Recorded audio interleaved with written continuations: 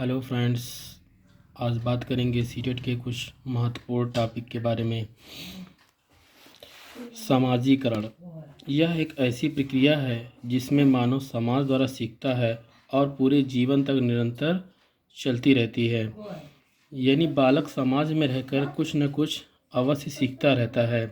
तो सबसे ज़्यादा प्रभाव बालक का समाज पे पड़ता है। समाजीकरण की प्रक्रिया में सबसे पहले पालन पोषण है। बालक के समाजीकरण में पालन पोषण का ज़्यादा प्रभाव पड़ता है, क्योंकि अगर बच्चे का पालन पोषण अच्छे तरीके से नहीं होता है तो बच्चा समाज के साथ समायोजन करने में कठिनाई महसूस करता है। यानी जिस प्रकार बालक का पालन पोषण होगा, ठीक उसी प्रकार उसके समाजीकरण में समायोजन होगा और उसी प्रकार उसकी अच्छी सी पढ़ाई भी हो पाएगी। दूसरा इसका प्रोसेस है सहयोग।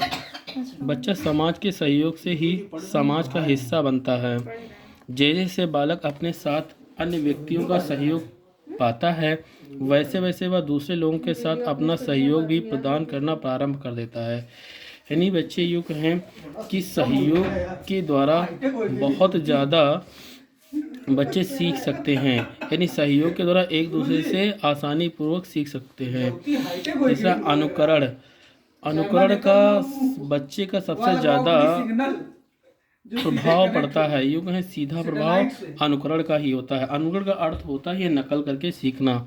यानी बच्चे हमेशा बड़ों की बातों को सुनते हैं और वैसा ही उसे नकल करके लिख देते हैं या बोलते हैं, सीखते हैं। तो सबसे बड़ी चीज़ है तो बच्चों का समाज में किस प्रकार का वातावरण उनको मिल रहा है, वैसे ही बच्चे उनसे अनुकरण करके उनसे सीख लेते हैं।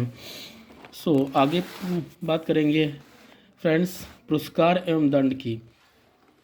पुरस्कार, यहाँ बच्चे के पुरस्कार की बात की जाती है। जब बालक समाज के आदर्शों तथा मान्यताओं के अनुसार व्यवहार करता है तो लोग उसकी प्रशंसा करते हैं, और इसके विपरीत जब बालक असामाजिक व्यवहार करता है तो उसे दंड मिलता है, जिसके भय से ऐसा कार्य दोबारा नहीं करता। तो पुरस्कार का भी बच्चे पर बहुत बड़ा असर पड़ता है। इसलिए पुरस्कार और दंड से भी बच्चे को थोड़ा उसको सही से सामाजिकरण में हिस्सा मिलना चाहिए। सामाजिकरण इकाइयों के प्रकार, ये मुख्य रोल अदा करती हैं बच्चे के सीखने में।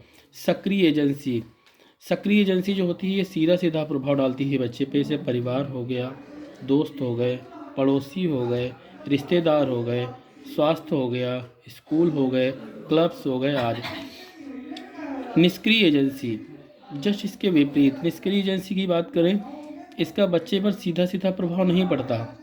जैसे पुलिस स्टेशन, सार्वजनिक पुस्तकालय, रेलवे स्टेशन, एयरपोर्ट, इन सब का बच्चों पर कोई सीधा प्रभाव नहीं पड़ता है।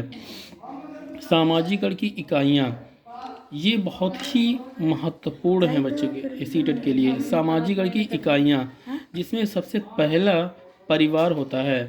सामाजिकरण का आरंभ परिवार से होता है और यह सामाजिकरण की पहली इकाई है।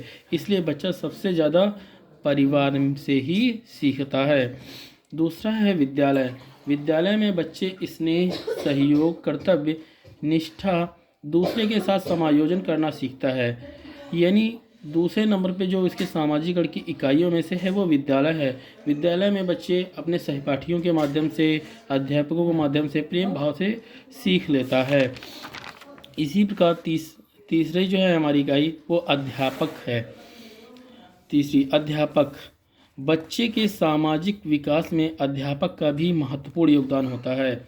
यूँ कहें अध्यापक को बच्चे के प्रति मित्रतापूर्वक व्यवहार रखना चाहिए, जिससे बच्चा अध्यापक से अधिक चीज़ें सीख सके और अध्यापक भी उनसे अधिक से अधिक प्रश्न पूछ सके।